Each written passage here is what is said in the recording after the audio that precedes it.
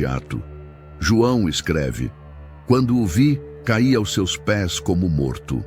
Isso está no versículo 17. Não era apenas admiração, era temor santo. A presença de Jesus glorificado era insuportável para qualquer ser humano sem o auxílio da graça. Jesus então toca João e diz: não temas, eu sou o primeiro e o último, e aquele que vive. Estive morto, mas eis que estou vivo para todo o sempre, e tenho as chaves da morte e do Hades. Ao afirmar que tem as chaves da morte, Jesus está declarando que o último inimigo da humanidade já não é mais uma ameaça fora de controle. Ele desceu até as profundezas, venceu o poder do sepulcro e ressurgiu com autoridade total. A morte, que sempre representou separação e perda, torna-se agora um portal sob a jurisdição do próprio Cristo. Nenhum ser humano atravessa esse limite sem que ele saiba. Nenhuma alma se perde fora de sua visão. Ele é o Senhor também do invisível.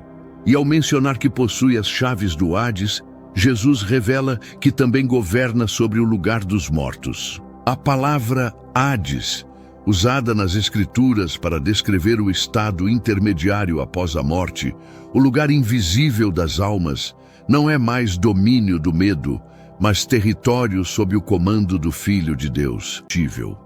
Ele não foi um mestre entre tantos, nem um ser celestial como os anjos. Ele é o Verbo eterno, o Criador do universo, o Rei glorificado que governa com justiça e misericórdia. Ele não compartilha sua glória com ninguém, porque Ele é a glória. Ele tem as chaves da morte e da eternidade, porque tudo subsiste nele. Diante disso, resta apenas uma pergunta: se Ele é tudo isso, como devemos viver hoje? A resposta não precisa ser forçada. Ela está implícita em tudo o que vimos. Se Ele é o centro de toda a criação, então Ele deve ser o centro da nossa vida. Se Ele é o Rei eterno, então tudo o que fazemos deve estar debaixo de sua vontade. Se Ele é o Deus vivo, então nossa existência só encontra sentido quando está conectada a Ele. E se essa é a aparência glorificada de Jesus, a pergunta que ecoa naturalmente é: por que Ele não se revelou assim antes? Que o mundo o conheceu como um simples carpinteiro e não como o Senhor dos céus? O que levou esse ser eterno a se esconder por trás da pele frágil da humanidade? A majestade que Ele escondeu na terra. Aquele que João viu em glória com olhos como fogo e voz como o som de muitas águas, é o mesmo que caminhou entre os homens de maneira quase anônima. A diferença entre a visão registrada no livro do Apocalipse e o homem que viveu em Nazaré é tão profunda quanto reveladora. O contraste não está em uma mudança de identidade, mas em uma escolha deliberada. A majestade não foi perdida, foi escondida, e foi por amor. O apóstolo Paulo, em sua carta aos Filipenses, abre uma cortina para esse mistério ao declarar que Jesus a si mesmo se esvaziou, assumindo a forma de servo, fazendo-se semelhante aos homens. Está Deus. Se há uma verdade que separa o entendimento espiritual da mera religião, é esta: Jesus não foi apenas um homem iluminado, não foi um profeta exaltado, nem mesmo um ser criado com autoridade superior. Ele é o próprio Deus. Essa afirmação não é alegórica, não é poética, é literal. E mais do que isso, é a espinha dorsal da fé cristã. Pois sem a plena divindade de Jesus, todo o Evangelho perde seu fundamento. O próprio Cristo, ao longo de seu ministério, revelou essa realidade com palavras e ações, deixando claro que sua essência não era humana com um toque divino, mas divina revestida de humanidade. Muito antes de Jesus nascer em Belém, muito antes de andar pelas ruas empoeiradas da Galileia, ele já existia, mas não da forma como o mundo o conheceu. A Bíblia revela que existe uma versão de Jesus que poucos ousam imaginar, e quando essa versão foi revelada a um homem comum, o impacto foi tão profundo que ele caiu ao chão como morto. Estamos falando da visão mais assustadora, gloriosa e reveladora de toda a Escritura, registrada no livro do Apocalipse.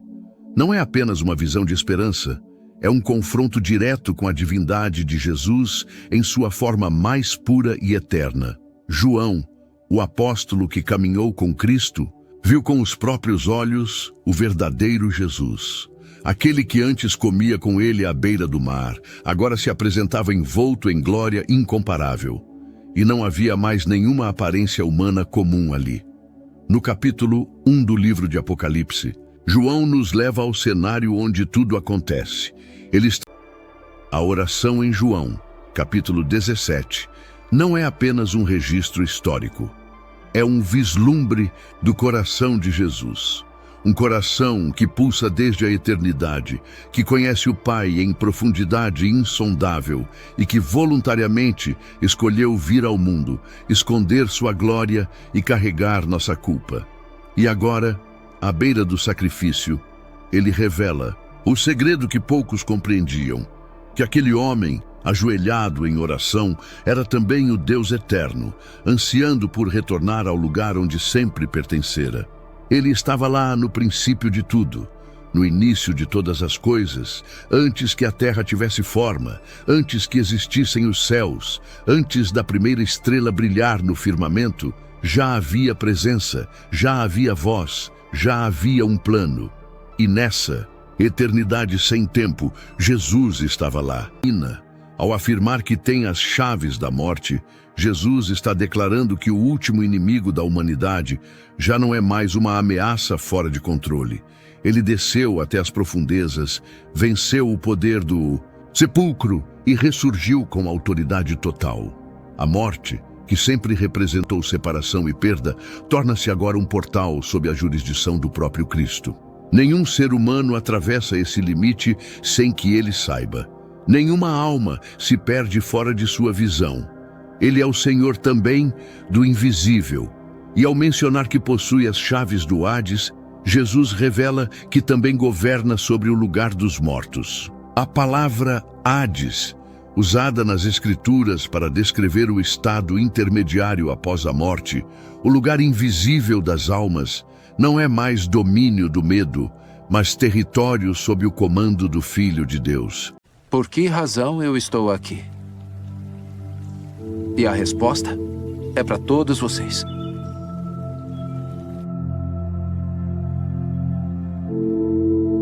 Eu estou aqui para pregar as boas novas do reino de Deus. Um reino que não é deste mundo. Um reino que virá em breve. De onde sim, tristeza e suspiro fugirão. Eu abri um caminho para as pessoas acessarem esse reino. Neste mundo, ossos ainda vão se partir. Corações ainda vão se partir. Mas no final, a luz vai vencer as trevas. Isso não é para você. Agora, imaginem, se puderem, alguém que seguiu apenas a maldade e a vida toda. Os demônios se enraizam em almas perversas como porcos na sujeira. Uma possessão como essa é fatal. E almas como a dela, infelizmente, estão além de toda ajuda humana.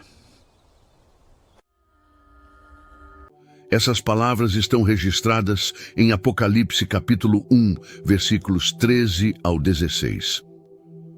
O que João está vendo não é um símbolo, é uma revelação. É Jesus em sua forma glorificada, como ele realmente é desde a eternidade. É o Cristo pré-existente, o mesmo que estava com Deus antes da criação do mundo, agora revelado em majestade e glória, sem véus, sem limites, sem humanidade oculta. João, que conheceu o toque terno de Cristo em vida, agora é exposto a sua autoridade cósmica, a sua natureza exaltada, ao Deus que ele é. O impacto é imediato. João escreve: "Quando o vi, caí aos seus pés como morto." Isso está no versículo 17. Muito antes de Jesus nascer em Belém, muito antes de andar pelas ruas empoeiradas da Galileia, ele já existia, mas não da forma como o mundo o conheceu. A Bíblia revela que existe uma versão de Jesus que poucos ousam imaginar, e quando essa versão foi revelada a um homem comum, o impacto foi tão profundo que ele caiu ao chão como morto. Estamos falando da visão mais assustadora, gloriosa e reveladora de toda a Escritura, registrada no livro do Apocalipse. Não é apenas uma visão de esperança, é um confronto direto com a divindade de Jesus em sua forma mais pura e eterna. João, o apóstolo que caminhou com Cristo, viu com os próprios olhos o verdadeiro Jesus. Aquele que antes comia com ele à beira do mar, agora se apresentava envolto em glória incomparável. E não havia mais nenhuma aparência humana comum ali. No capítulo 1 do livro de Apocalipse, João nos leva ao cenário onde tudo acontece. E se vocês abraçarem essa fé, com muita força, muito em breve, entenderão tudo o que eu estou dizendo. Uma mulher sentiu muita dor durante a vida dela. E ela estava com problemas. E eu a ajudei. Ela é sua amiga? Agora é. E eu a escolhi, junto com outros, para em breve se juntar a mim numa viagem. Mas se não gostarem de você? Muitos não vão gostar. Bendito és tu, Senhor nosso Deus, Rei de todo o universo. Ouve a minha oração, Senhor.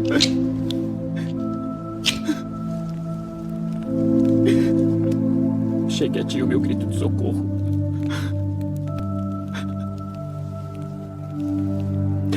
Não escondas de mim o teu rosto quando estou atribulado. Quando eu clamar, responde-me depressa. Ele queria construir sinagogas um dia.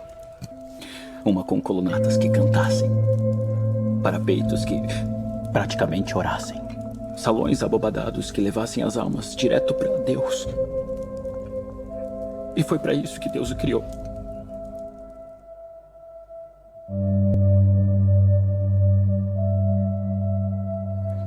Ou era o que ele achava. Do que ele morreu? Arrogância. Quando você estava no seu pior momento e estava sozinho. A oração em João, capítulo 17, não é apenas um registro histórico. É um vislumbre do coração de Jesus. Um coração que pulsa desde a eternidade, que conhece o Pai em profundidade insondável e que voluntariamente escolheu vir ao mundo, esconder sua glória e carregar nossa culpa. E agora, à beira do sacrifício, ele revela o segredo que poucos compreendiam, que aquele homem, ajoelhado em oração, era também o Deus eterno, ansiando por retornar ao lugar onde sempre pertencera. Ele estava lá no princípio de tudo, no início de todas as coisas, antes que a terra tivesse forma, antes que existissem os céus, antes da primeira estrela brilhar no firmamento, já havia presença, já havia voz, já havia um plano. E nessa eternidade sem tempo, Jesus estava lá. E essa é uma característica que pertence unicamente ao Deus de Israel. No livro de Isaías, capítulo 42, versículo 8, o Senhor faz uma declaração definitiva. Eu sou o Senhor, este é o meu nome. A minha glória a outrem não darei, nem o meu louvor às imagens esculpidas. Ainda assim, vemos Jesus recebendo e compartilhando dessa glória em João capítulo 17. Se Deus não compartilha sua glória com ninguém e Jesus a possui, então Jesus não pode ser outro senão o próprio Senhor. Essa é uma equação espiritual que não deixa espaço para interpretações intermediárias. Ou Jesus é quem diz, ser ou toda a sua mensagem colapsa, além dos títulos aos atos. Somente Deus tem tempo para fazer as coisas. Ele cuidado para não queimar a etapa. Ou você aprende a ler, a ter o discernimento do que Deus quer fazer com você no meio dessa crise, ou você vai sucumbir. Ou você para de olhar o que você está enfrentando hoje com uma visão fatalista e assuma logo o posicionamento de profeta, de profetisa, de homem, de mulher de Deus, ou você não vai muito longe. Porque o que você está enfrentando não tem autorização de Deus para destruir você. O que você está enfrentando é autorizado por Deus para levar você para a próxima fase da sua vida. Aconteça o que acontecer, você não pode parar. Você tem que continuar caminhando. É assim que funciona. Não permita que o dissabor de ontem bloqueie para que você não consiga enfrentar o amanhã. Será que você vai dizer que não vai porque ninguém foi? Que não faz porque ninguém fez? Que não conseguiu porque ninguém consegue? Esse negócio de final feliz, isso é pra Cinderela. Você tá entendendo? A chapa pra gente é quente. O bagulho é doido. Entendeu? Ele está vivo, ele reina e ele voltará. Se você, ao ouvir essa mensagem, deseja se reconciliar com Jesus Cristo, por ter se afastado dos seus caminhos, ou se deseja dar o primeiro passo nessa nova jornada rumo à salvação eterna, comente aqui abaixo com sinceridade e fé. Eu te aceito, Senhor Jesus, como meu único e suficiente Senhor e Salvador da minha vida. E se você já entregou sua vida a Ele, declare com alegria nos comentários. Amém. Isso ajuda esta mensagem a alcançar mais vidas. Que mais pessoas vejam, ouçam e também sejam tocadas pela revelação daquele que vive e reina para sempre. Compartilhe essa mensagem com alguém que você ama e que a verdade revelada hoje nos leve a viver com os olhos fixos em Cristo, o Alfa e o Ômega, o princípio e o fim, o mesmo ontem, hoje e eternamente. Até a próxima. Bem-aventurados os pobres em espírito, pois deles é o reino dos céus. Bem-aventurados os que choram, pois serão consolados. Bem-aventurados os mansos, pois eles receberão a terra por herança. Bem-aventurados os que têm fome e sede de justiça, pois serão satisfeitos. Bem-aventurados os misericordiosos, pois obterão misericórdia. Bem-aventurados os puros de coração, pois verão a Deus. Bem-aventurados os pacificadores, pois serão chamados filhos de Deus. Bem-aventurados os perseguidos por causa da justiça. João escreve: quando o vi, caí aos seus pés como morto. Isso está no versículo 17. Não era apenas admiração, era temor santo. A presença de Jesus glorificado era insuportável para qualquer ser humano sem o auxílio da graça. Jesus então toca João e diz: não temas, eu sou o primeiro e o último, e aquele que vive. Estive morto, mas eis que estou vivo para todo o sempre, e tenho as chaves da morte e do Hades.